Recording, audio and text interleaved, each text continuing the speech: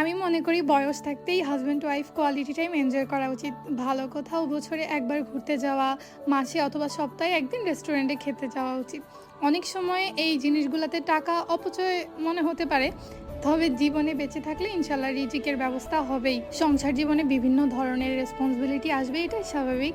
তবে তার মধ্যেও কিন্তু চাইলে সময় বের করা সম্ভব। তারপর যখন আপনি দেখবেন একটা সময় আপনার ছেলে তার বউকে নিয়ে ঘুরতে যাচ্ছে, কিংবা মেয়ে তার জামাইকে নিয়ে ঘুরতে যাচ্ছে, তখন এই জিনিসগুলোতে আপনার খারাপ লাগবে না, বরং আপনার কাছে অনেক ভালো লাগবে। সো আমি মনে করি এখনই সময়, এখনই লাইফটাকে এনজয় করেন, নিজের প্রিয় মানুষটার সাথে একটু সময় কাটান, আলাদাভাবে কোথাও ঘুরতে যান, যাতে ইন ফিউচারে আপনার ছেলেকে যখন দেখবেন আপনার ছেলের বউকে নিয়ে ঘুরতে যাচ্ছে, কিংবা মেয়েকে যখন দেখবেন তার হাজব্যান্ডের সাথে ঘুরতে যাচ্ছে, তখন যাতে আপনার কোনো রকম আফসোস ফিল না হয়, বরং ভালো লাগে।